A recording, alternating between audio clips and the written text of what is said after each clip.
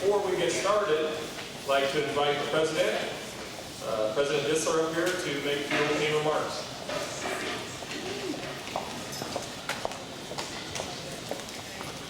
Thank you. Good to see such a nice turnout, also of current athletes. You know, someone wrote me a script, and I left it under my chair at the gala last night. I used to be a professor, and what do professors do when they lose their notes? They give a quiz, right? So I'm going to give a quiz about the Hall of Fame here. I walked through this morning, and I looked up in the Hall of Fame, and I said, these are familiar names. I haven't been here for 29 years, I've only been here for 8 years, but somehow I seem to know all of these names, because they did impressive things besides just their athletic prowess. So let me ask you a few questions and see how well you know what's going on there in the Hall of Fame. If you think about the people up there, sometimes their nickname is on the plaque. What are your favorite sports nicknames that you see up there in the Hall of Fame? Right, there's Moose, and Jug, and Tiger. Those are great names, but somehow there's Jelly and Tabby up there, right? Those just don't seem to work.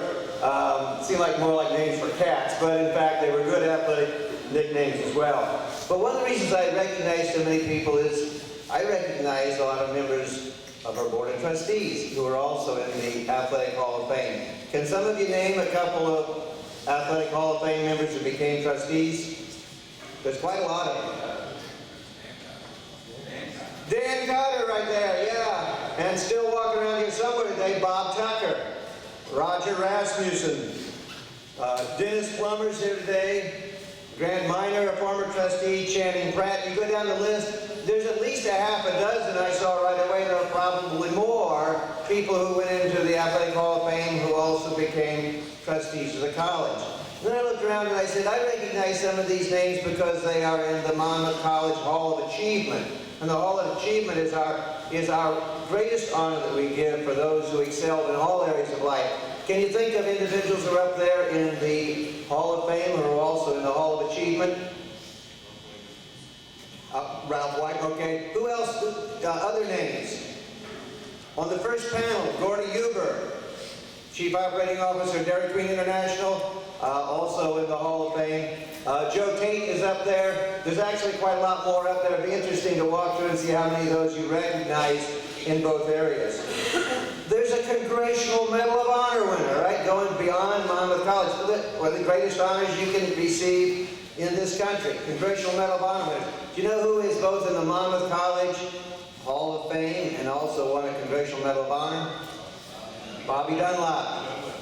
Right? And of course, you also know that there's Dunlop Plaza on campus, but there's a lot of other things on this campus that are named after people who are also in the Hall of Fame because they gave back to the college in so many ways after their athletic career. Any recognizable names on campus, names of buildings or areas on campus that you see up in the Hall of Fame? One of them close by here. Trotter Fitness Center. Mr. Trotter's up in the Hall of Fame. Now the reason I actually went through this is I wanted to make a single, fairly simple point.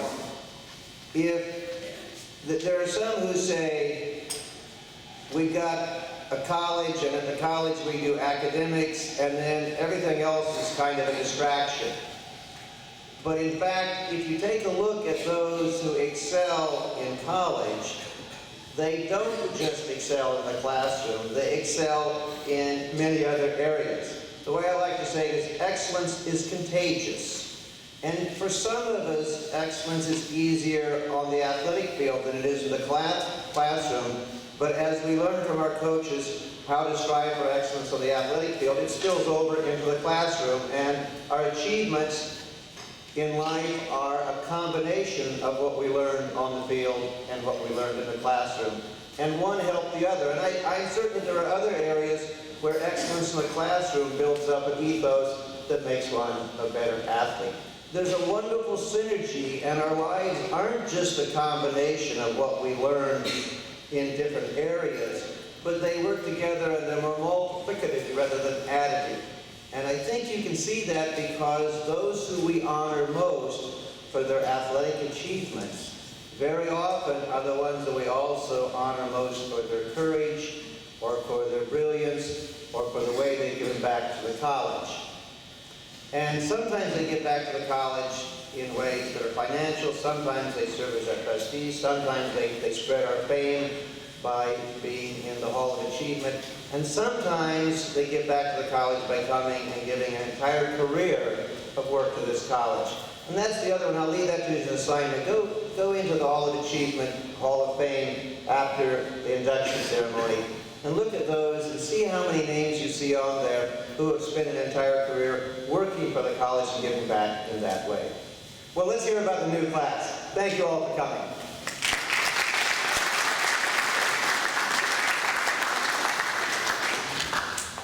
We do want to make sure, speaking of the Hall of Fame room that was dedicated in June of 2004, that we give thanks to the gift given to us by Sandy and Bill Axline and Elaine Channing and Jane Pratt. We appreciate that very much. I forgot to ask the president earlier, last night at the gala there was a rumor floating around that once the building over here is finished, that Haldeman Peasman was going to be turned into the new Teak Theta Chi duplex. I think that's right. He's nodding, but saying no. Never? Okay, wonderful. I think it'd be great if we had bungee jumping off the top, and obviously we need extra security for the greenhouse, but something to think about.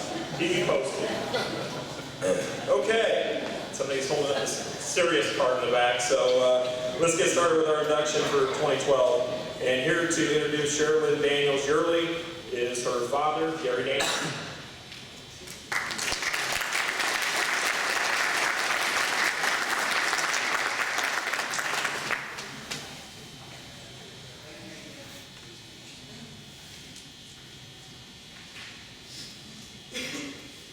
Well, good morning and thank you for that introduction. I don't know if it was on behalf of the college that my daughter called me last week and said, Dad, you're restricted to 5 minutes, no more. I don't want you to exceed that, okay? Well, if I exceeded, I'm apologizing to you guys early before we even get into the presentation. But there's a lot that goes into this award that Sharon is earning, and I would like to at least highlight some of the events that have occurred in her life.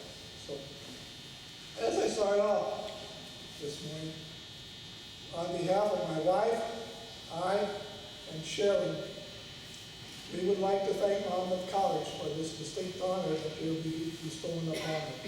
It's indeed an honor and a privilege for her to receive it. Before she came to Monmouth, she, parents sometimes need checks and balances. And Sharon was our check and balance. And she made the comment to me, she said, Dad, wherever I go, I'll probably play softball. But one thing I want you to keep in mind is that I'm going to college to get an education, and softball is going to be secondary. She said, despite what you may think, or whatever, she says, that's going to be my emphasis as I go down the, as I pursue the 4 years of academic achievement. So, with that in mind, that's what we went with. I suppose that not only did Sherilyn excel scholastically here, or excel, in the athletic area here, but also it was an opportunity for her to excel academically, and that's what she was primarily focused on. I know today we're focusing on her athletic achievement, and I would like to highlight some of the people who played a role in her being where she got today. We start off with pitching.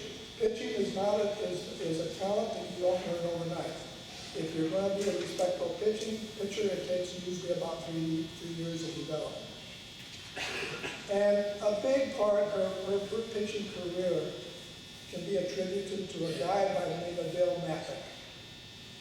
Dale Matlick was from Reynolds. He played professional softball for 30-some years, and when he retired from the trade or from the profession, he started giving pitching lessons. And he trained many, many pitchers from the Quad City area, and Cheryl was one of them. 5 years, she pursued her training with Dale. Unfortunately, prior to her coming to Monmouth College, Dale passed away and did not get a chance to see her pitch for Monmouth College. However, she had an ASA coach by the name of John Wilcock, who also was a pitching coach. And John would come down every spring, during spring training every year, free of charge, would come down and make sure that Sharon hadn't developed any bad habits and that her technique and her skills were where they were supposed to be. And that was a big contributor towards Sharon also being the success she was. And also she had a good defense. Whenever you play softball, it's a team event, and like I was pointing out to Heather tonight, or this morning, you can't achieve success unless you've got a good group of teammates behind you. And I don't want to downplay the fact that her teammates were very important and very vital in the success she realized.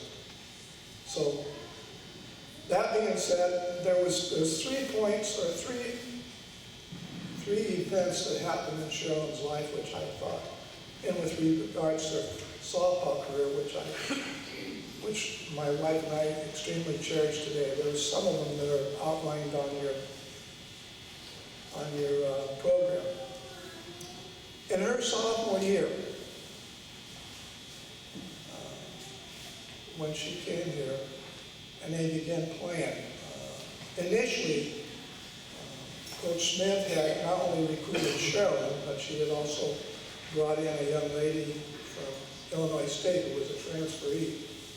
And she had served, she was a starting second baseman for the Redbirds, and she was also a backup pitcher, and Coach Smith was eyeing her as the starter for the team. So at any rate, we got into an 18 tournament. This was in 96. And so they played that tournament, and there was Sharon and her teammate each pitched 4 games. The gal that transferred in from Illinois State lost all 4 of her games. Sharon came in, she won all 3 of them, or all 4 of them. 3 of them were shutouts, and she allowed 1 run against the last team she faced.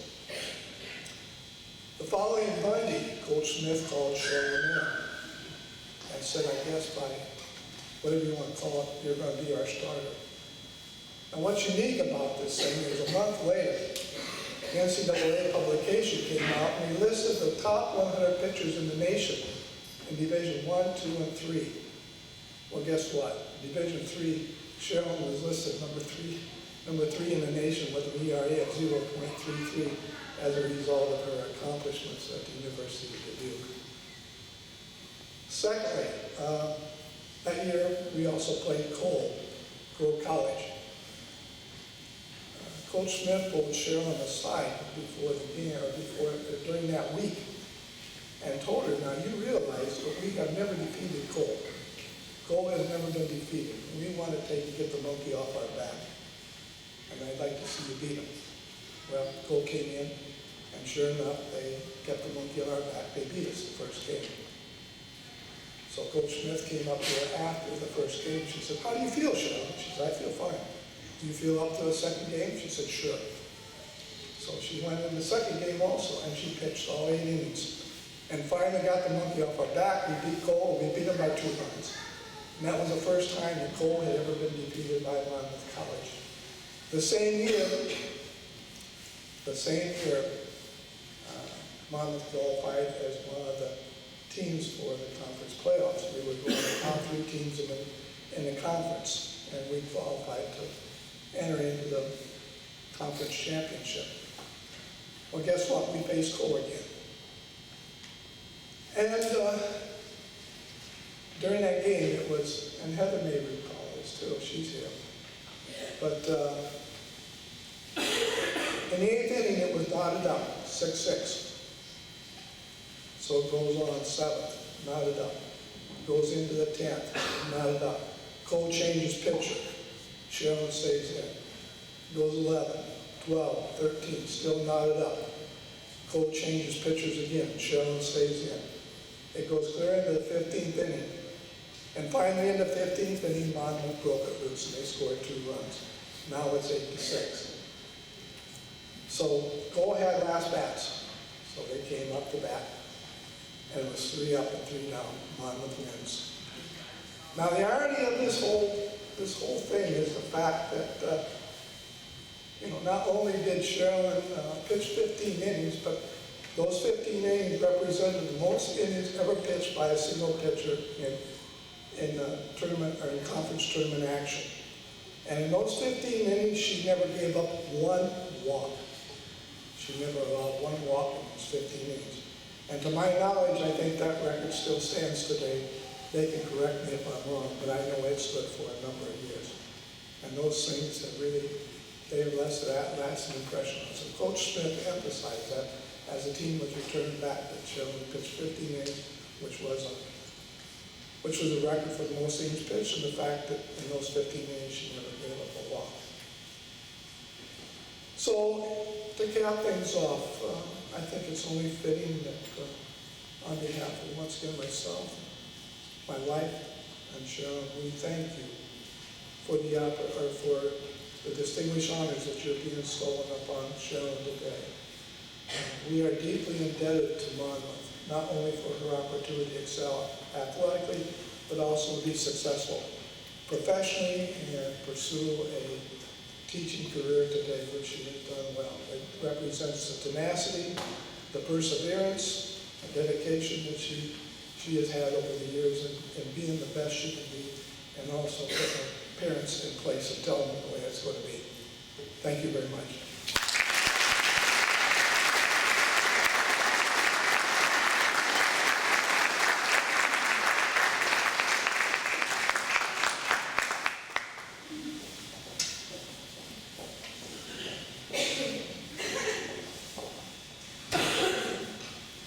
Good morning. First of all, I would like to say how honored I am to be here today and to be recognized in this capacity. I would also like to thank the college and personnel for making arrangements to make today memorable and special for all those involved. I have many fond memories of my days as a student at Monmouth College. I recall making many college visits to other schools and trying to decide what school would be right for me in my future. Monmouth definitely made an impression on me right from the start. It offered a beautiful campus, small class sizes, and faculty and staff that really were concerned about their students. You were a name and not just a number, which is what I needed to be successful in my education. I feel my experiences at Monmouth helped to pave the way for me to be where I am today. I began playing organized softball when I was 6 years old. I was fortunate enough to have parents who had us involved in many activities when we were young and really wanted us to find our niche. Softball was something that I really enjoyed because it was an activity my whole family was involved in. Many a weekend was spent out in the backyard with my dad and brothers playing ball. I have so many fond memories of those days and realized that those many hours spent in the backyard that I enjoyed so much not only helped to improve my softball skills, but also instilled the importance of family and the impact that can be made with something as small as playing catch. Playing catch ended up being something my dad and I spent many hours doing once I began pitching. He took his share of wild pitches, and I inflicted more bumps and bruises on him than I can count. Despite my constant and unintended torture, he continuously would flip over the 5-gallon bucket and sit in front of the machine shed and catch ball after ball. I could always count on my dad to catch me when I was first excited about pitching, and I could always count on my dad to catch me and reinforce the importance of practicing when I wasn't excited about pitching. Unfortunately, pitching did not come easy for me, nor was I anywhere near natural. When I initially began pitching, my pitching coach, the late Dale Matlick, was brutally honest with my parents and told them they should consider saving their time and money because he didn't think I had the potential to become a pitcher. Well, being my stubborn self, that was all I had to hear. I was determined from that day forward to prove him wrong and show my parents that I could make it as a pitcher. Although I didn't have all the natural ability in the world, I did have the drive and complete support of my parents to continue on. Dale was my pitching coach for 5 years until his passing. He was very effective in his methods and helped me tremendously in my softball career. After Dale passed, I wasn't sure what I was going to do if I was in a rut or needed some fine-tuning. It seemed Dale could watch one pitch and tell me right away what I was doing wrong. I was fortunate enough to have another coach, John Brokaw, step up and help me throughout my college years of pitching.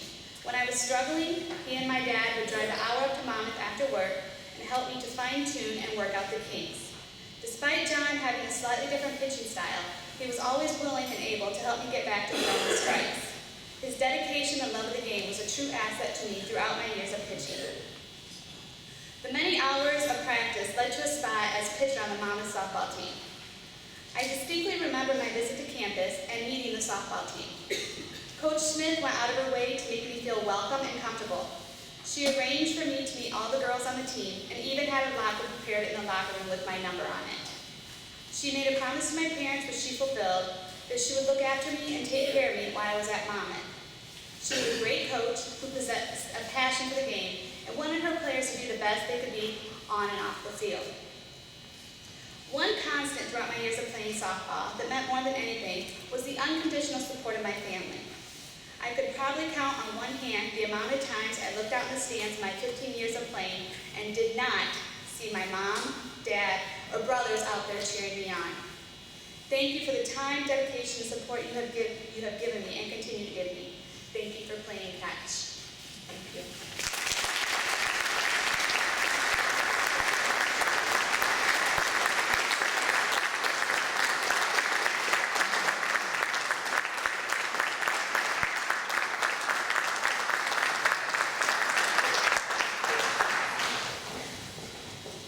Very deserving.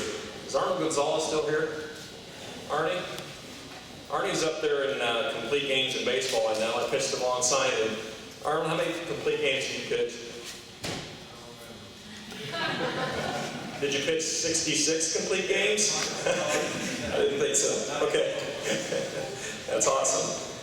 Okay, before I forget, we also want to make sure that we recognize the athletic teams that are here today at the college. The soccer team's here today, the softball team, and the other athletes that are here today.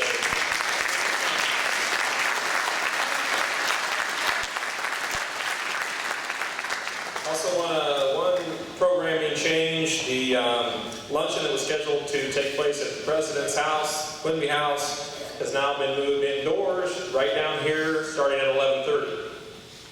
And hopefully the weather will hold out for the other events. Okay, and now here to introduce Paul Evans is his former coach, Rue Carthew.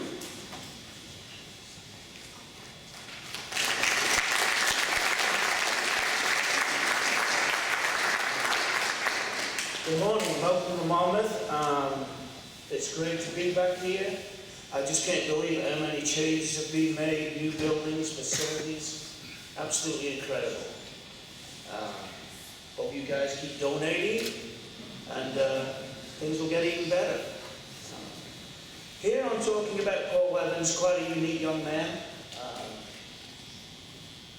For me, he was a pleasure to work with, very coachable. Sometimes I think his ideas are a little different, but we got over those arguments, you know. I usually won, but when I think about Paul Evans, on the impact he had to the soccer team, one of the first things that comes to mind is the reaction when we get to go play on the road, especially his freshman year when people didn't know of him, was his size. And you could just vision people saying, how the hell are we going to deal with this guy? When you see him, you'll know what I'm talking about. The answer that they didn't deal with him very well because he scored a lot of goals, you know. His size was definitely a big factor, a 6'4" athlete. He played a little bit of basketball for TG. Unfortunately, that didn't work out, so his main sport was soccer. The stats are in your program there. 44 goals, 11 assists, which accumulated 99 points. And this is all in mind that was only 3 years of play. Total of 44 goals. Paul had a career finishing injury towards the end of his junior year, and was a big blow to the team. I'm sure it was very devastating to him. To me, it was a huge loss to the team. It was a big hole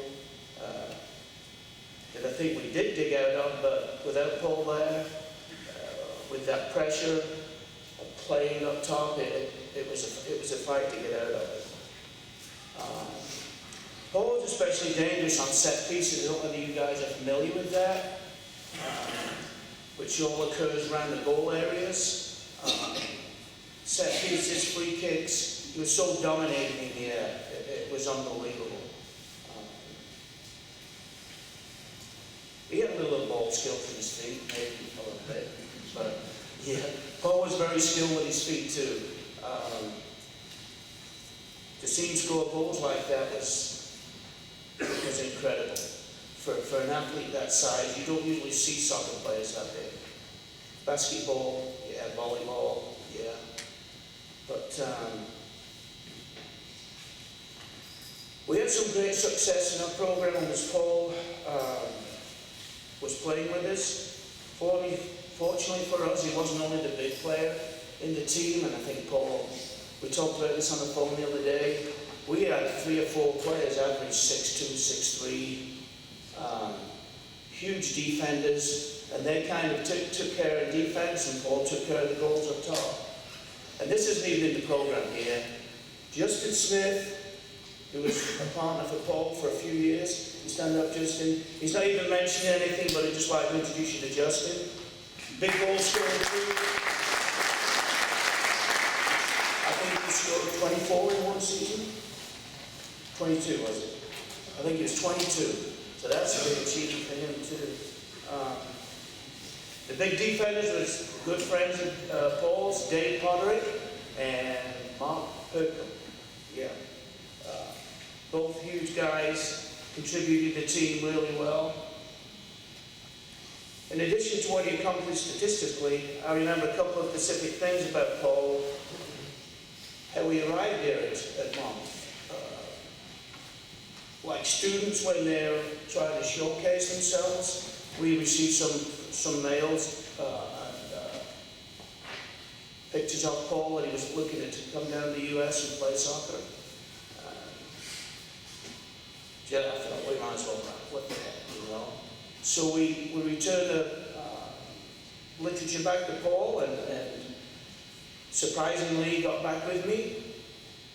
Talked many times to him and his father. If you can win the parents over, guys, recruiting, you've got it, especially mom. So, and he arrived at Monmouth, and we're very grateful that he did that. Which down several years after that, it opened up the doors too. We've got 2 or 3 players from Canada, Benton Sangster, Robbie Hemingway, 2 great players. And Paul was always a little bit of a joker. He'd give me a bad time sometimes, but he liked to throw digs my way all the time. It was all in good fun. Just getting back to his scoring feats, one of his hat tricks, that's when he scored 3 goals. Especially special to me and to him, I think, was against Knox. As you know, points and goals are always exciting and a little bit different when you score against Knox. It's always, yeah. And I don't know if they've been recently, I don't know. But it's always great to score against Knox. I think over the years we had a big winning percentage against Knox, which was always good.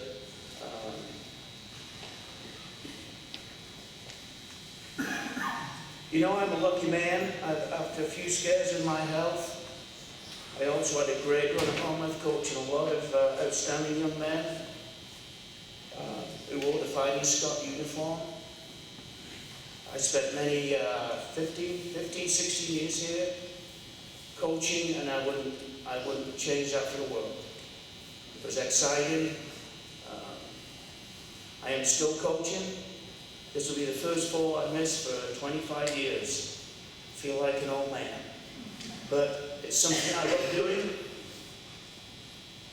I had a great time doing it. Made a living off it at one stage of my life. And soccer's everything to me. The facilities here at Monmouth are just, wow, unbelievable. I mean, you guys just go around and look at fields. You come back here and just see that. And all the other sports facilities are incredible. All the coaches, I think, do a tremendous job. Soccer team there, I didn't expect that this morning. Their game was cancelled, so here we are thinking, wow, that's the old guy, eh?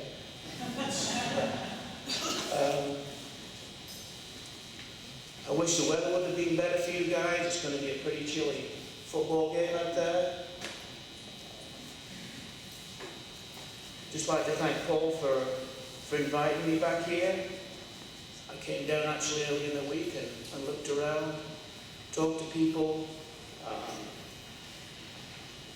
They're good people. Had a great time here. And at this time, I'd just like to present Paul,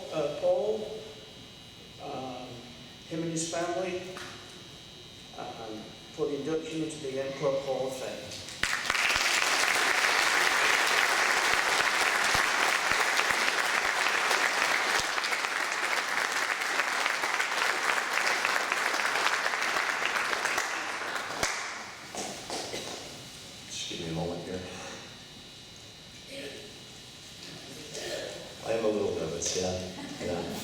It's odd. I was talking to Sherilyn yesterday at the gala, and we're both teachers, and Kevin as well.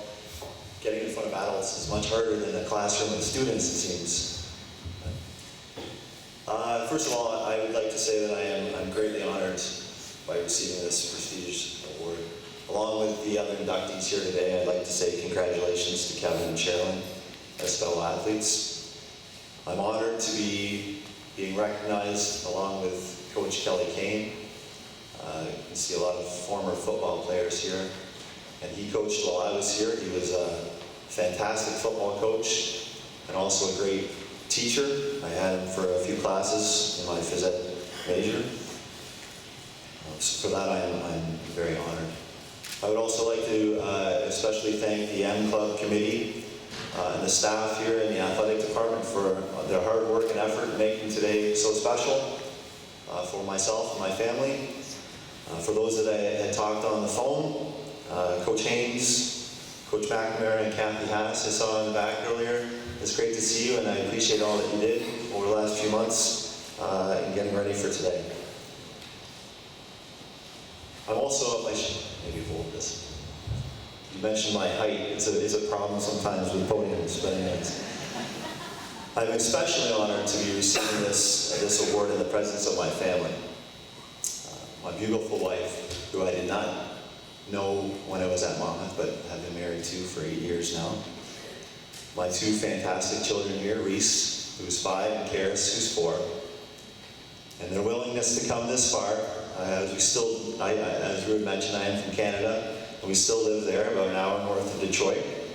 So it was a long drive over the last few days. My parents, who are sitting behind me, Chris and Dave, who've made maybe their 12th trip to Monmouth, who had to pick me up, drop me off and pick me up, and I'm so happy that you're all here today, and I love you so much.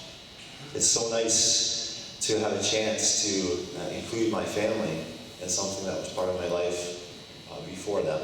And I always talk about Monmouth, and I'd go on the website and show my wife pictures of it. And, the best way I could describe it was kind of like Dead Poet Society, because colleges in Canada don't look this nice.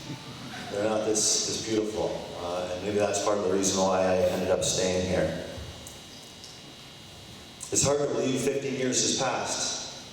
As Ruud mentioned, so much has changed here, and to the soccer players in the back, you have no idea how good you have it today. Perhaps when you come back in 15 years, you'll think that the school has changed even more, but I can't see how much better they can make it. Justin Smith, who stood up earlier, I played a couple years with. We kind of missed each other. My freshman year, he broke his leg. And then my second year, I think he went to England. So we played my third year, and that's when I got hurt. So it's great to see him, and so many faces. So even though the school has changed, I recognize some of the staff. A teacher I student taught with at Monmouth High School is here. Some former professors and some of the faces of athletes that I recognize. It's so nice to see. When I received my induction, I started to think of memories of Monmouth, because it was a long time ago, and it's not just around the corner as it is for some of you. So, you know, a lot of those memories I kind of keep in the back of my mind, but they came flooding back to me.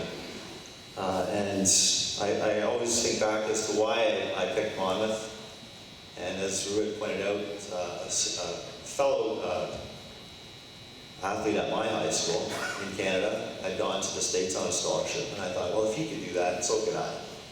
And so I started, in Canada we don't have a lot of recruiters, so we had to kind of sell ourselves. So we made some letters, sent them off to schools, and there were several responses, but once I got on the phone talking to Rue, that's when it started to fit. And he was so genuine and so honest and so giving. And when I came down for my visit in the spring and met up with a couple of the players that I'll mention a little bit later, and traveled around the campus and met the athletic department and talked with Rue, I knew that this was the school that I wanted to go to. I'm especially honored at being inducted for soccer, and those guys sitting at the back are probably going, well, look at this guy, we don't know who he is. 15 years ago, maybe soccer was different back then, who knows? Because we always think that our time was when our sport was at its best. And hopefully I'm going to start, and I don't know if this is true, am I the first soccer player?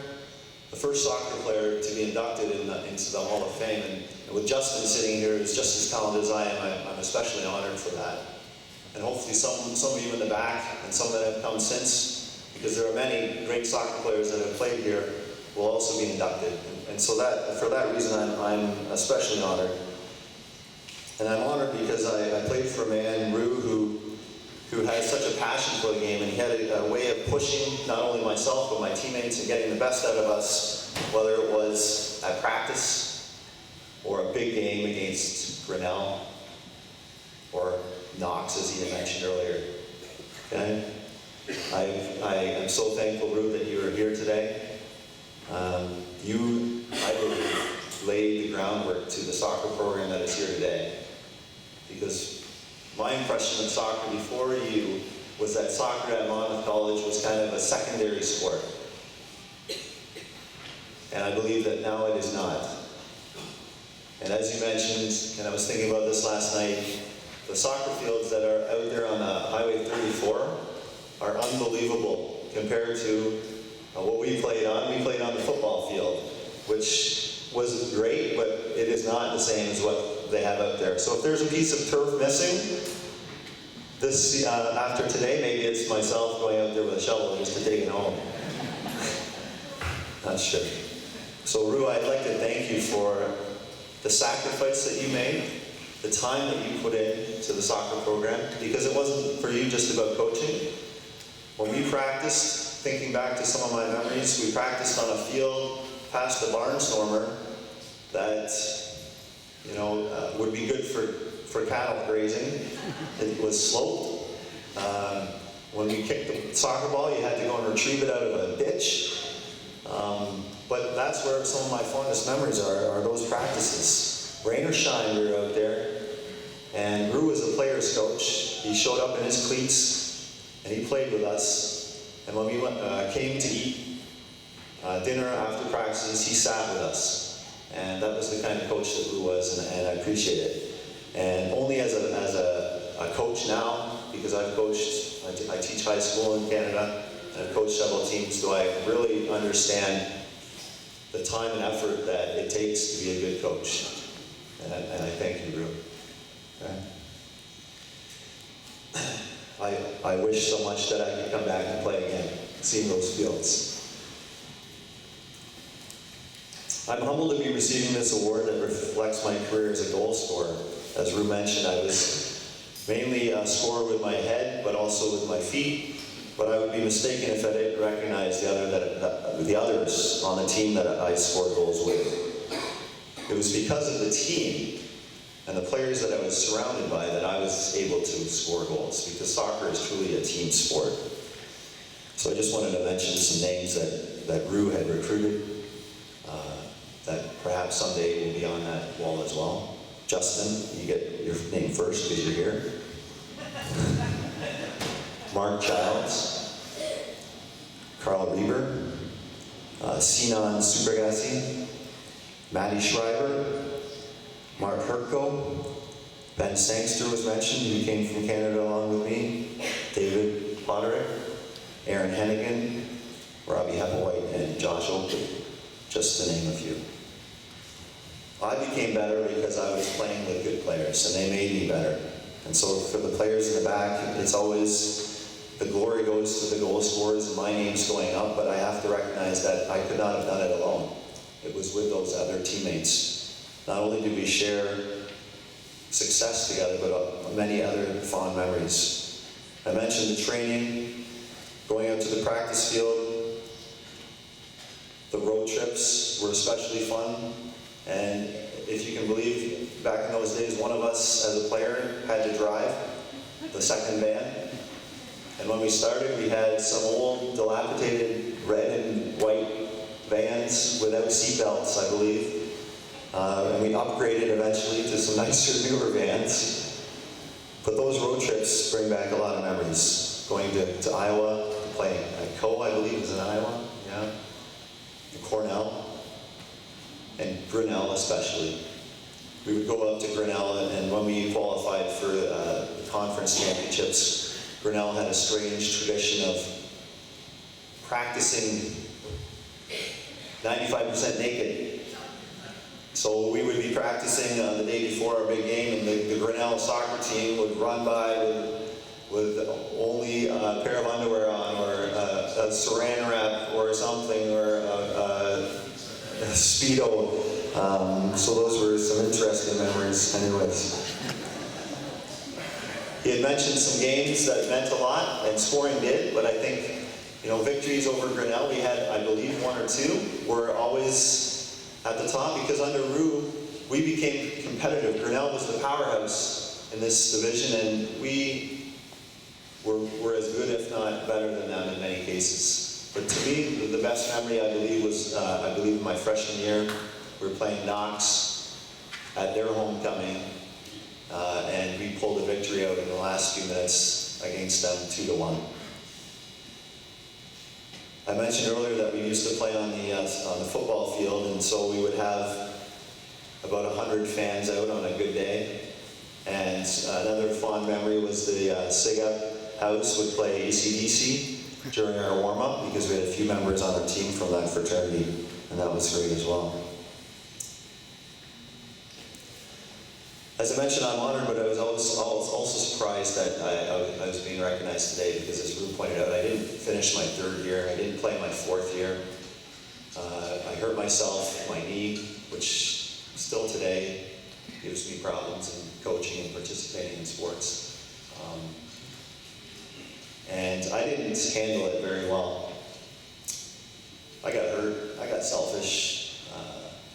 I didn't treat it the way I should have. So perhaps maybe I would have gotten back a little sooner.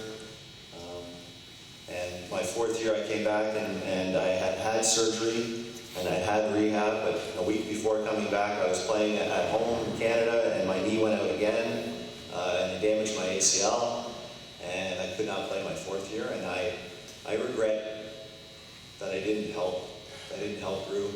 I just kind of pulled back and was upset. And I apologize, Rue, to you for that, and I wish I could go back and change that. But it also gave me a perspective that there is more to life than sports, and Monmouth College is definitely a place where that is a priority, because when I came to school, I knew that I was going back to Canada, and I had to make sure that whatever I did here I could use in Canada in my teaching profession. And I learned so much through Monmouth that not only being athletic, but also being artistic and being, exposed to literature, and the liberal arts college kind of gives you all of that. And the school was so small that you could know people in all sorts of different departments and be a part of different activities and still be successful. The foundation of my teaching career was here at Monmouth. I saw Bob Reedy here earlier, who is coaching football now, and he was instrumental in doing my student teaching at Monmouth High School, which gave me a lot of insight into what teaching is actually like. My wife, who is also a teacher, and my partner, we understand, and my mom, who's a retired teacher, how difficult teaching is, the day-to-day. You can't just show up and fake it when you're teaching. And Monmouth High School and Monmouth College gave me the basis of my teaching today. It's very interesting, as I was writing this speech, I was thinking back, how has Monmouth influenced me in my present life? I don't want to forget this, and Sherilyn had talked about playing in her backyard with her dad, and as I came to Monmouth as a soccer player, I have to owe a lot to my dad for playing with me as a child, because that's what we spent most of our time doing in the backyard, and that is now what I do with my son and my daughter. We spend hours in the front yard, and perhaps, although it was a long drive, who knows, maybe there'll be a Canadian here several years from now playing soccer, whether it's my son or my daughter. I'm privileged to coach, and again, I use Rue as an example. My father coached me, I coach my son, and hopefully I'm going to coach my daughter's team coming up as she gets older in soccer as well. Not only did I take an education from Monmouth, but a love for this town and this college, because where I live now, oddly enough, is nicknamed the Maple City. It's a town called Chatham in Ontario. I know there's a Chatham in Illinois, but it's a different town. It is an agricultural region, so I said to my wife as we're driving down, in 10 hours, when we're driving through Illinois, it will look exactly like this. Because southern Ontario is flat. Her father is a farmer. He grows corn and soybeans, which is exactly the same as what we saw for pretty much 4 or 5 hours traveling through Illinois. So Chatham to me, and I moved there, I met my wife, I have my family, but Chatham fit. And I have to say it's because I had already lived in Chatham here in Monmouth. And although Chatham is my home, this is also my home. And I'm so honored to come back, to receive the award. It has forced me to come back, to remember that Monmouth will always be home for me.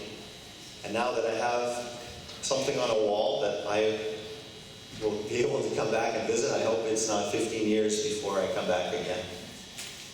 And so it is for these reasons that I say thank you to Rue, to the M Club, and to Monmouth College for the induction and the honor. And it is my hope that the soccer program continues to do well, and that many soccer players to come, whether male or female, are inducted into this Hall of Fame. Thank you very much.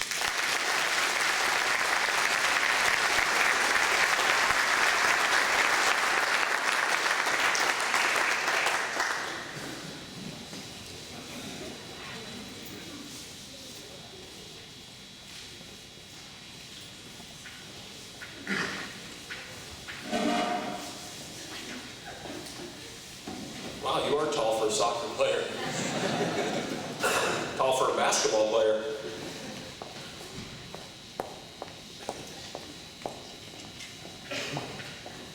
All right, next up, I had the pleasure of dining with the next inductee, Kevin, and his wife last night. We had enjoyed a good meal and the President's Gala together. And today he'll be introduced by Kevin Berg, his high school coach. Kevin.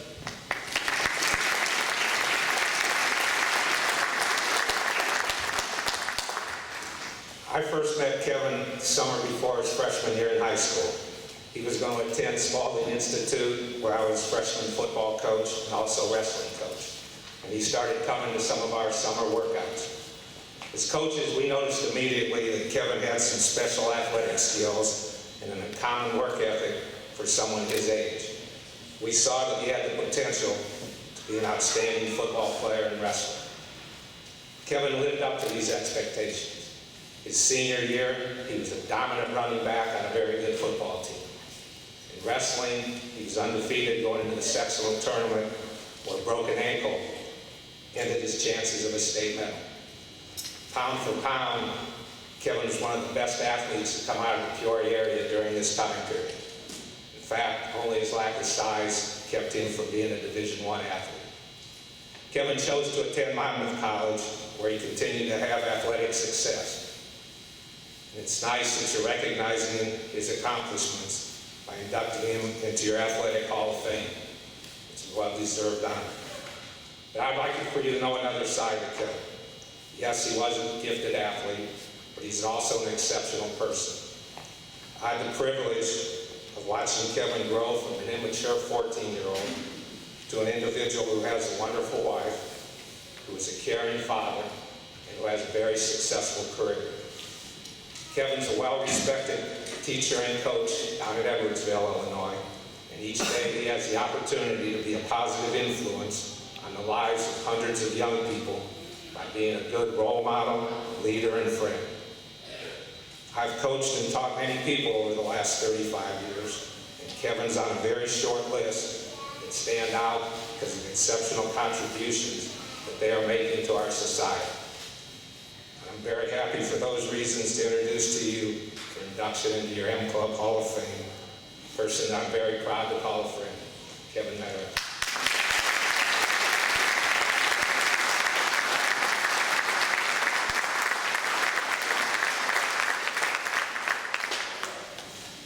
Coach Burke, that really means a lot. Those words coming from you from day one, you meant a lot to me as an athlete.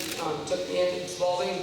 I was given some influences to go to the Catholic school from a public grade school where I went to school with Chris Savage, who was a great athlete here at Monmouth College also. And I was kind of by myself there. You took me in, and I really appreciate that. Your kind words really mean a lot to me. I'd like to thank Monmouth College and the M Club Selection Committee. This is an honor. This is a great honor. I enjoyed every moment while I was at Monmouth College. I came from Peoria, went to a high school that was bigger than the college that I went to. So it was a little bit different for me, but it was a great fit. The small class size, the attention from the teachers, that was what I needed. I needed structure to be successful, to get through it, that was quite a journey. I know there were some ups and downs, in my academic career, but I think the strongest support from my family, my friends, my teammates, and coaches allowed me to persevere and get through that. And as Coach Burke said, I am a teacher myself today in Edwardsville, Illinois. I enjoy every minute of it, and I also do appreciate, as Paul mentioned, the hours that coaches put in. You don't realize that until you're a coach yourself. And in fact, 5 years ago, I did something that I didn't think I'd ever do, and that's kind of throw football aside.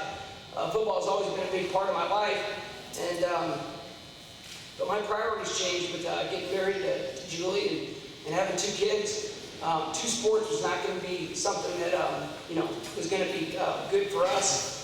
We were both getting our masters. We're both done with that. Happy to have that. And but anyway, my lovely wife Julie, she's a great mother. I can't ask for a better soulmate. I've got 2 wonderful kids. Grant, who's 9. My daughter Hannah, who's 7. And they're pretty active little kids like myself. My parents did a great job bringing me up. They found out at a very young age that I had a lot of energy. And I think some of my teammates, my coaches could tell you that I had a lot of energy, and they needed to find outlets, and they did a wonderful job doing that, whether it was racing BMX bikes, gymnastics, a little bit of baseball. Believe it or not, 5'7", I did play a little bit of basketball all the way up until 8th grade in Peoria, Illinois. For those of you that are familiar with the Peoria area, you probably would think I'd be lying.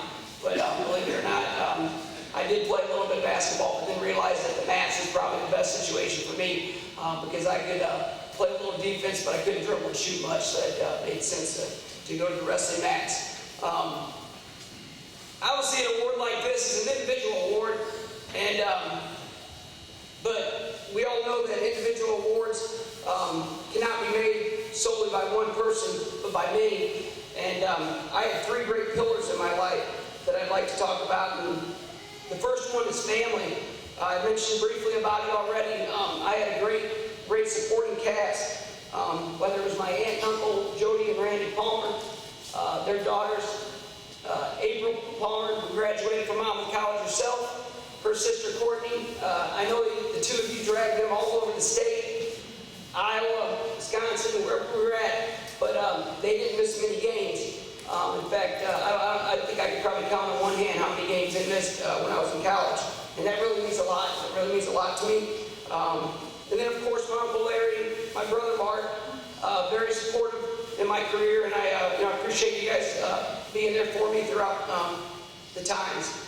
And then, of course, my mother and father, who I don't believe ever missed a game in my career. In fact, I know my father was really upset the one game that he missed that kind of got caught in Hawaii in a hurricane. That's the only reason he missed one game of my career. In fact, Coach Kenny could probably tell you, you probably saw my father, Dick, standing out down by the fence 2 or 3 times during the week. In fact, he was that guy that would come out just to watch practice. In fact, in high school, he'd come straight from work. And he was a great football player himself. I think he would have played college football himself, and I think it meant a lot for him that I went on and played a little bit of college football, because he made a decision, obviously right out of high school, to go to college and support for his family. So anyway, I think my father really enjoyed watching me play over the years, and I enjoyed him being my biggest critic. It didn't matter if I rushed for 200 or 300 yards in a high school game, or if I made the best block of the game. There's always a little bit of negative, and I guess I grew up with a lot of tough love. And my son, he's dealing with a little bit of that right now. There's nothing wrong with a little bit of tough love. It's thick in my skin. It allowed me, obviously, down the road to be able to pick myself up when things were bad. And I appreciate that, Dad, because that means a lot. My mom, she was the ruler in the house. That she knew that growing up, and something I probably haven't told a lot of my friends, but I dealt with a learning disability, dyslexia, and I never wanted to use that as an excuse, but and I never mentioned that to anybody, but she really worked with me, whether it was tutoring, taking me where I needed to go to make sure that I was staying on task. And she was a backbone, getting me obviously through college, and I appreciate you for that. And she's always still pushing me. I think she wants me to get my doctorate, but there's no sense of that. Obviously, being a physical education teacher, I don't really need that. So, but I appreciate, Mom, everything you've done. I couldn't ask for 2 better parents. Very supportive, loving, very dedicated, and your guidance will never be forgotten and always cherished. I have a couple of extended family members that really helped me along the way, Sharon and Dave Gilbert. I appreciate your love over the years. And then, of course, Sharon and Mike Savage, who were a second family growing up. As I said, Chris Savage and I grew up together in Peoria, Illinois. And to be honest, my brother was a graduate of Augustana College, and I always thought that was just where I was going to go. I went on a recruiting trip there, and then I think Chris had gotten some information about Monmouth College, and then I got a letter from Coach Olson, who's a wrestling coach here, and Coach Kane. So I decided to go on a recruiting trip with him, and but I think I had in the back of my mind that I was probably going to be in Augustana, Augie. But after leaving Monmouth College, it was a special place. I got a great friend in Chris Savage, and we thought, hey, you know what, we can do this. Go to college, same place. He was going to play a little baseball, play some football. I might wrestle and do the football thing. And but really was the tip of the iceberg as we were walking out. I remember on my recruiting trip, and I never said anything to Coach Kane about this, but Chris and his mother looked at me as we got in the car and said, so what do you think of that kid's comments? And I was like, I had no idea what he was talking about. And the gentleman that took me on the recruiting trip that day, I guess guess it made a comment that one of them heard that he thought that, well, he's a nice kid, but I think he's too small to play at Monmouth College running back. And, that was just something that I heard my whole life. So that was probably the selling point. I'm not sure if he had to do that on purpose or what, but I've been told my whole life I was too small for something, and you know what, once again, great comment from my dad one time, and it's always stuck to me. It's pretty simple, but he goes, and Chris can attest to this, some of my dad's aneurysms on the sidelines, but he said, Kevin, the holes open up this way. They don't open up this way. So I took that to heart, and I think some of the kids that I went to school with there,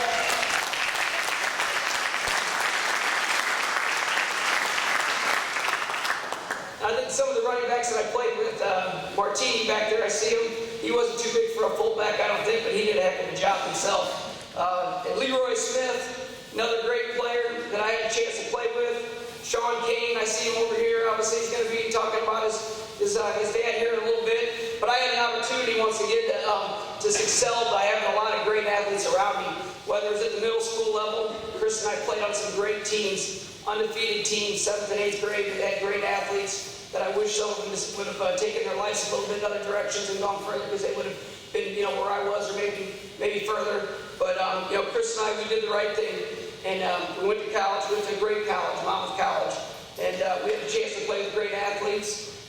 Just to throw a few names out, these are kids that I know were all conference guys from Monmouth College, and they meant a lot to me. And obviously, without their efforts during games, then my 5.7 average a carry, which is probably the most important thing in my career, and the thing that I'm most proud of is the 5.7 yards a carry.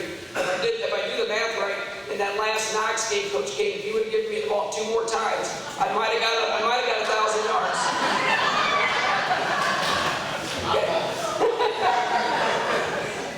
Triple option offense. Coach Kane had his work cut out for me. He had a lot of options in the backfield, giving the ball to different people. But Dave Kelly, Barry Hugerworth, John Stewart, Brian Welch, Dennis McMillan, John McCormick, Don Dean, Johnny Nelson, another great running back from Monmouth College, who took me under his wing when I came in as a freshman, and I appreciate that. Chris Tinder, Rick Martin, of course Sean Kane, played for a few quarterbacks here, James Fancher, Doolin. Okay, and then of course, some guys that I played also with, Chad Gilbert, a good friend of mine that, we still have a close bond outside of the college. And then Art Chacon, who wrestled with me here at the college, who, his wife, my wife and I, and we get together usually 2 or 3 times a year. And then those are just great relationships, and all of you that graduated from Monmouth know that there's just something special about this place. A lot of people usually marry their wife right out of college here, but that wasn't mine.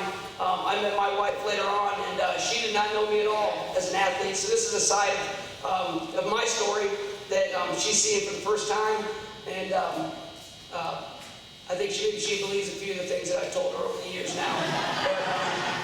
But anyway, I appreciate her, I appreciate my parents, I appreciate the teammates over the years. Many coaches, I've had a lot of great coaches over the years, here at Monmouth College, of course, with Coach Kane, Coach Roger Haynes, Roger Sanders, Coach Olson, Coach Reed, did a wonderful job with running backs. I appreciate that. And I know I'm sure I'm missing a few, but Coach Steckelberg, just a wonderful group of guys that I had a chance to work with here. And then my high school coaches last, and before I know I'm getting a little winded, excuse me, but I had some great coaches along the way. The late Roger Bailey taught me the X's and O's of football as an 8th grader. Told me why things happened the way they did in a game, and to see that. And then Coach Todd Skaggs is probably the first gentleman that introduced me to the weight room, taught me how to lift weights, the purpose of lifting weights, and if I did it the right way, then the injuries would be less. And I guess besides the 5.7 yards a carry, the one thing that I can say that I'm really proud about is my durability as a running back and a wrestler. I never had any serious injuries. Broken ankle was probably the only injury that I had. That was really a tough one to swallow. Bounced back 7 weeks later and was running track for the high school team at Peoria Central. So other than that, durability I think was one one thing that helped me, of course, achieve some of the goals that I have here at Monmouth College.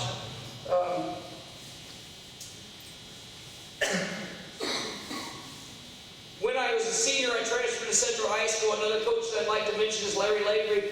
He took me in and allowed me to be part of a group of boys that I actually grew up with. And being reunited with them was really nice. And like I said, it was a talented group of kids. And he allowed me to kind of make my way into that group. And, I appreciate him for that. And of course, the wrestling coach at Central High School, Gary Beard, he took me in. He asked me actually what we did at Notre Dame, I think the first practice. And so my lessons from Notre Dame and Coach Burke were carried over and pretty much duplicated there for the year that I was there. And, but Coach, before I get off, the last coach that I want to talk about is Coach Burke. He means so much to me. He's got two wonderful boys. He's got a daughter, a lot of grandkids running around now.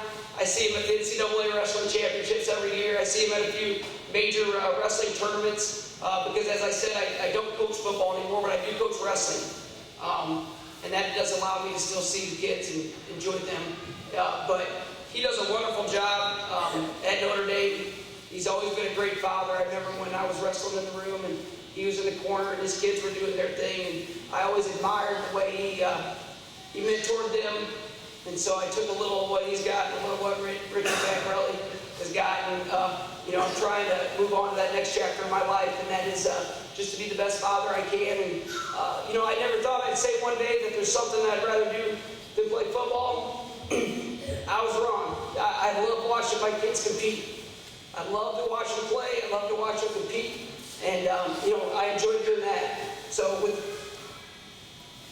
in conclusion, I just like to say thank you very much to Monmouth College for making this a special weekend for me. And wrapping up a career that I truly loved while I was here.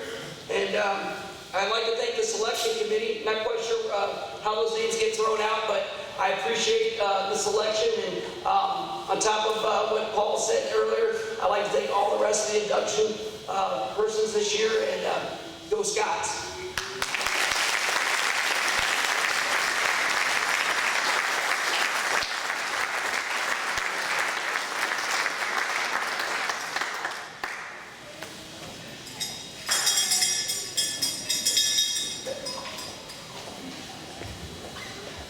Wonderful, great job, very deserved.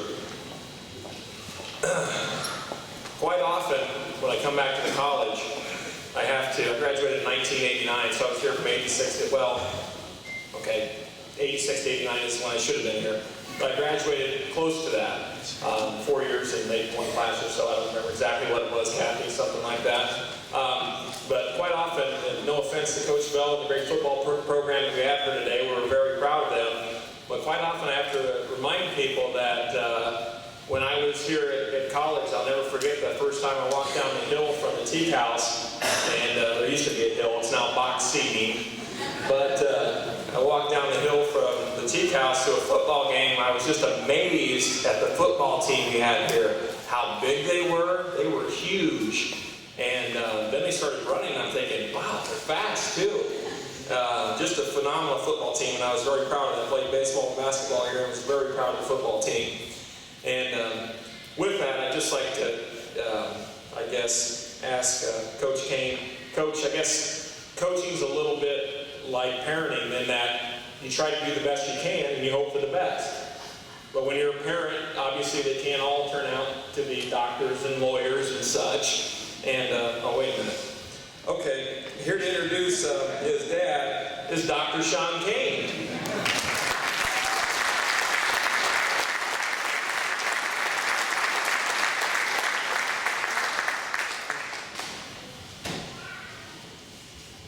Put this back down to Kevin and mine's height. And actually, Kevin, I think I was blamed for you not getting 1,000 yards Sunday over dinner. So, don't worry about that. No, not really. Let me begin by saying certainly congratulations to Kevin, Sherilyn, and Paul. Obviously, Kevin and Paul's career at Monmouth overlapped my own. Sherilyn, I wasn't probably around for the pleasure of meeting you. So it's, I guess, a very rare occasion when a man gets to be present at the induction into a Hall of Fame of both his head coach and his backfield mate for 3 years. So as I was thinking, it would be even more rare that I would be such an integral part of each one's success. Yes, that's right, I was responsible for relaying the message from the sideline of give Kevin the ball to running into the huddle and hearing a voice go, give me the ball. So, to both of you, you are very welcome. Today I introduce Coach Kelly Kane for induction into the Monmouth College Athletic Hall of Fame. Coach Kane began his 40-year head coaching career at Spring Valley Hall High School in 1971. And it began as much as his career would go. That team in 1971 would go on to defeat Geneseo High School. Sorry, Shannon and Steve. We'll hear about them later. 14-12, ending Geneseo's then state record 52-game unbeaten streak. In his 3 years at Hall, it ended in 1973 with a 9-0-1 team that won the North Central Illinois Conference Football Championship. In 1974, he went to Galesburg High School and began a 10-year run at that school that would produce a 59-33 record, a school record 65% winning percentage, a school record 3 Western Big Six Conference titles, and a school record 3 Illinois high school state athletics playoff appearances. It was this success as a high school coach that got him noticed by Monmouth College. And in February of 1984, he accepted the position of the Monmouth College head football coach. 1984 would mark the start of a 16-year career that would begin with language skills that are rarely heard north of Carbondale, which was very hard for some. An oddly named but rugged, tough defensive coordinator, a diminutive history-teaching offensive line coach, a freshly minted wide receivers coach named Roger Haynes, and the intimidating force that we all know as Roger Sanders, the equipment man. Along with this, there was a relative rogues galleries of volunteer assistants and other people along the way that made, at that time, this 10-year-old journey something that was fascinating and something that was utterly enjoyable from the start. Coach Kane's first 2 seasons at Monmouth College were met with little success and lots of headaches for Coach Reed. But those first 2 seasons also saw the development of a nucleus of great players, some of which included the non-traditional option wizard named Mark Reed, a heady, tough center named Dan Cotter, a pensive, hard-working guard named Ross Richardson, a man of a man in the middle of a stalwart defense named Dwayne Hughes, and a kicker with a bum knee named John Warfield that was second to none. All of these men preceded Coach Kane into the Hall of Fame and were directly responsible, along with a cast of talented members, for what would come next. 1986 and 87 were the years that marked the beginning of a very special era at Monmouth College and in their football history. The 1986 team featured an option offense captained by Coach Reed and a defense which finished second nationally in total defense, while also setting the modern-day Monmouth College record for scoring defense, allowing only 6.7 points per game. The 86 team finished 8-1. And then, after that, the route was on. Coach Kane commanded teams in 1987, 1988, and 1989 that won 3 consecutive Midwest Conference Southern Division championships, as well as setting the modern-day Monmouth College record of 26 consecutive regular season wins without a defeat. Kane also guided the Scots to a win in the historic 100th meeting between that other school east of here. In front of near 8,000 fans at the Knox Bowl, and us living in Galesburg and him working in Monmouth, it was one of my proudest moments walking into school that Monday, and anybody who wanted to say anything really didn't say anything at all that day. And that's when I knew that what was going on was really something special. The 5-year period from 1986 to 1990, those teams posted a regular season record of 41-4, which is a 91% winning percentage. Coach Kane would coach football at Monmouth College for 16 seasons, posting a 71-78 record, the third most wins in school history, and ended his career the way every Monmouth College coach should, and that is with a win over Knox College in his final game. Coach Kane also served as head track coach for 2 seasons before, in one of his greatest coaching moves, becoming the assistant coach in charge of throws and naming Roger Haynes as its head coach. And unless you lived under a rock for the last number of years, they've been okay that way. So they served as an awfully good team for 16 years. And it's just great to see that program as well enjoy the success as it has. Obviously, when Coach Bell followed Coach Kane, the modern era of Monmouth College football has just been fantastic to watch as well. Differences make the game great, and although their styles contrasted, the end result for this place was the best result. And that's what all of us are here today, because of a lot of differences that both of those men have made to this program, to the school, and to many in this room. After ending his career at Monmouth College, Coach Kane became the athletic director and head football coach at Streeter High School. His winning ways continued as Coach Kane guided the Bulldogs to 2 of their 4 playoff appearances in school history. The program's only win, yes, only win at either the freshman, sophomore, or varsity level against Geneseo in the history of the school, as well as the Bulldogs' only playoff game win. To emphasize the point, since Coach Kane's departure in the 2009 season, unfortunately the Bulldogs have been winless ever since.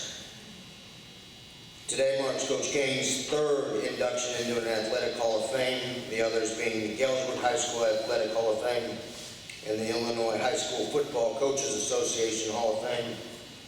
So, on behalf of my mother, Pat, sister Shannon, brother Casey, our spouses Megan, Steve, and Carrie, and the merry band of Irish Hardhead you'll see over there, known as Kane, Braden, Finley Cole, Mallory, Abigail, Kellen, and likely baby Emily to arrive in December of this year.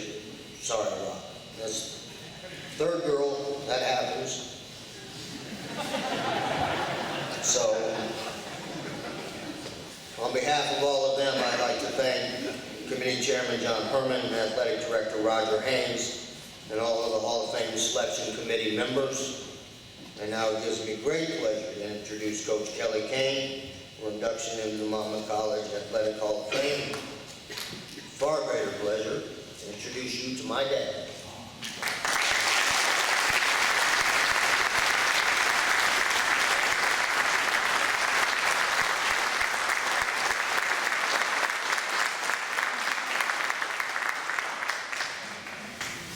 Push this up a little, Kevin. Now, not much, though. A little bit. Interesting thing about Kevin and Sean playing together, backfield, Leroy and Brent. Teeny, as you were saying. But anyway, everybody called him Teeny, but that's another story. Was the fact that Sean was the tallest of the 4, which he always said, Dad, I'm taller than everybody else. The only time in my life I've ever been taller than everybody in my backfield. And he said he was, and I believed him. I don't know if it's true or not. That's the way it is. Sean waited until last to say that I was his dad, which And they got me that was kind of hard, but anyway, that's, you should have said it earlier, and then I could have got that out of the way, but it's another story. Thank you, Sean, for the nice induction speech. It's great. I've had to do a few of those, and I know they're hectic, to say the least. This indeed is a fantastic honor, as everyone else has said. I don't have to plow the same ground necessarily, but I want everyone to know it's a pleasure to go in with the people I'm going in with today. And you will always remember, I will always remember the class of honorees that go into the Hall of Fame today. If you didn't notice, with Kevin, I just thought I had to say a little something about him. That Kevin, the reason I recruited him, I saw a film of him playing at Central, and he made a fantastic run and kept going, and he kept running all the way around the end zone when he got in, and he ran clear back to 100 miles an hour, got in there. He has what coaches call a high motor. If you didn't believe it when you heard him talk, you knew that that's exactly the way he was doing it, because he talks just like this all the time. That's the way he plays, the way he acts, and why he was as good as he was, and excited to say the least. And I'm sorry I didn't get you those 2 carries, but probably like Sean said, he should have given it to you instead of kept it, and then it would have been a lot simpler. But you know, there's selfish quarterbacks too, I guess. So what are you going to say? That's not true. That's not true. That's not true. If Sean was anything, he wasn't selfish. I'll quickly thank the committee, John and the rest of you guys, inducting as many worthy athletes that there are and have gone to Monmouth College, and inducting a select few on a yearly basis is a harrowing experience, I'm sure. I'm a member of the induction committee for Galesburg High School, and that's a little crazy too, you know, so I can imagine there's a few more of them here, and that's the way it is. Thank you, Sean, for introducing all the family. I'd like to add a couple. One who's been a son to me, like a son to me, Dean Mark, Reed, and his wife Charlotte, Madison and Megan. It's nice to see them with us, and always have been. Madison is my goddaughter, and that's indeed true. And then I've got a new family member, one that has come from a long way away. We have a foreign exchange student with us. And that man's name is Tommy Lepalos, which is how I do, Tommy. That was good with your name, too. See that? It's kind of hard to say. He spells his name Lepaus, and I couldn't get Lepalos out of that, but he told me that's the way it's pronounced in Finland, and that's what we're doing here. So anyway, that's the way it is. We have little cards in our kitchen and the dining room with the names of all of the refrigerator, what it is in Finnish. Whew. Let me tell you, there's 3 A's in refrigerator, I know that. Now, I don't know how that works, but I'm telling you, that's a little difficult to say. It's interesting to say the least.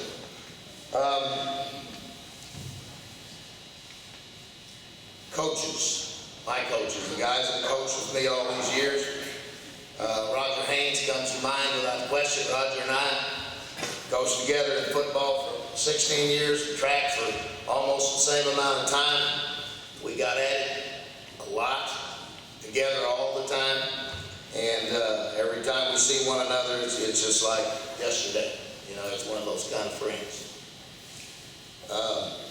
Mark Reed coached for me. Hal DeVore was a diminutive line coach. 3 of his fat boys sitting right out there, and I guess they named themselves that. They're, you know, they're too big for anybody else to say they're fat. So that's not a good thing. There are 3 out of the 5 that played for a few years for us, and I remember them when they weren't much fun as freshmen and sophomores. They struggled. I remember one particular game for one of the members over there where he about cried. He was awful big to cry, and at Lake Forest, as I would call, maybe they had a pretty good interior lineman that just beat his behind every play. Daniel, he quit. He got finished with that. He was a freshman in college, and he came off and said, "Coach, man, I don't know if I can get this done or not." Well, he went on and did okay, so that was nice. So anyway, that was just a fun aside, and I could tell stories from now until Christmas, and that is not what I'm here for. But anyway, Hal DeVore, Orr Lawton, I see Doug sitting out there, Doug Lavelle, who played for Orr, and what do you guys call him, Skeletor or something like that? You never would have done that to his face. No, I know that. But, and then of course Dan Steckelberg's out there, coached with us for years, and that was a lot of fun. Roger Sander, if Roger's still in there, he's probably making all prep, or always in. Oh, there he is. Hi, Roger. Making all preparations for the game today, asking when he came, if he had it all ready. Yeah, I'm ready to go. I saw the little cart running around there. I remember a time when he didn't have a cart. He wasn't a very nice man in those days. When he had to walk it all around, he got a little hostile, but that takes it back to where it had been. You know, when we came here, oh boy, that's another story. But anybody that came here, I know some of these guys know about the place we used to dress over there. Woo, that was really sad, but another story. Anyway, and of course, new grandma, there she is over there, Kathy Haas. We made a good team and been together a long time. Exciting. Always good to see her. Both invaluable help to what we did. And then I tried to figure out how many players that I went through. I shouldn't say I didn't go through them, I guess, but how many players actually played for me when I was here. And I think it's probably just a little bit south of 1,000, but it was close to that number. And that's a bunch. That's a bunch. It's really great to see so many of them come back. And I'm proud of that. I'm proud to see you guys. And wish I could see you more. Okay. The 16 years I spent on the beautiful Monmouth College campus will always be a special time in my life. My time here gave me the opportunity to teach and coach young people who as athletes were striving for excellence and as students were trying to figure out how they could best impact the world. My interaction with Monmouth College student athletes has enabled me to follow them into their adult lives and see them become as successful as adults as they were as undergraduates. Over the last 50 years, yes, the last 50 years, I've coached or played in 470 football games. That's a bunch. Staggering to think of the number, but it's true. I figured it out 3 times, so I know it's true. That's 5 decades of Friday nights or Saturday afternoons spent on a football field. I can't think of a better place I'd rather be. It's that much fun. I've enjoyed every minute of the process that comprises football. Practices, competition, camaraderie, pre-games, post-games, locker room conversations, road trips, and on and on and on. Because football is truly larger than what happens on the field. It's an amazing thing to do, be a part of it. I heard Paul talk about the teams and football, and I defer to the soccer guys that stayed in here, but it has always been called the ultimate team game. You guys got 11 players, we got 11 players. I understand that.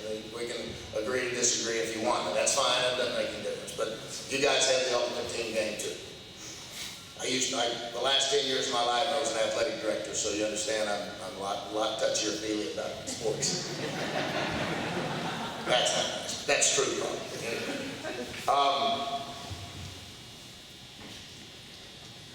In closing, and I wanted to make this brief because there's a lot of things I could say, but again, as I said, they gave me a time limit, and I like to follow directions. I always have tried to do that. And I'd like to share a poem. It was also called The Prayer, I guess, with you, that Darren McDaniel, a young guy from East St. Louis who was a freshman in 1986 when a lot of the really good things happened for us here, came to me as a freshman in high school, our freshman in college, excuse me, and I don't know if many of you understand the pecking order. Kevin never really had much of a problem with it because he came in and said, I'm going to play, coach, forget about it, I'm going to be the running back that he was. And that was fine, and that's the way he should have done it. But he came in to me and said, hey, coach, would you read this to the team prior to the game? And I said, what? I used usually do what I do. They need to hear this. What are you talking about? And I said, let me read it. So I did. I read it. And I told him I would do it. And from that point forward, I've read this poem/prayer prior to every football game I've coached since that time. Since I'm assistant coach now at Galesburg High School, I even say it prior to those games too. But I don't say it to them, I say it to myself. So that's another story. I think it really describes best how teams and athletes should play every game. I believe it. I think it's strong. And with that, I'll close. And it goes like this. As the battle goes on through life, we ask for chances fair. A chance to equal the all and strive. A chance to do or dare. If we should win, let it be by the code, with our faith and honor head high. If we should lose, let's stand by the road and cheer as the winners go by. Day by day, getting better and better. Team that can't be beat won't be beat. I think that says it all. Thanks very much.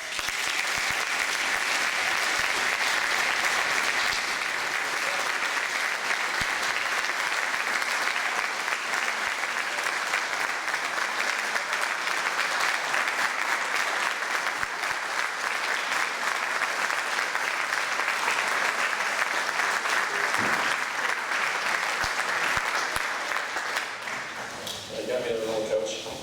We have to raise this up here to the level of Paul and I, people that bump their heads a lot.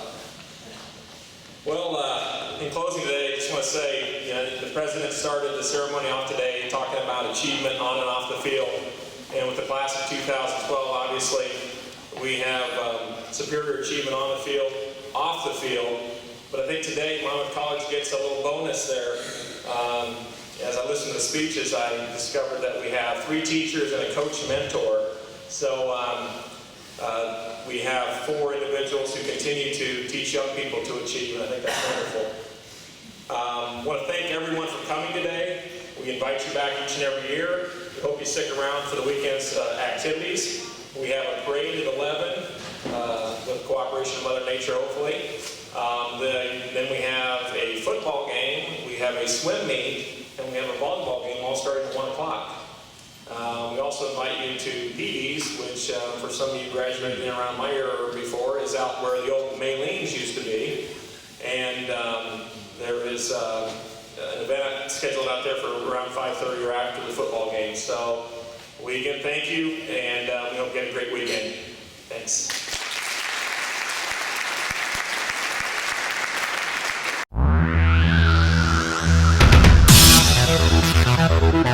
Thank you.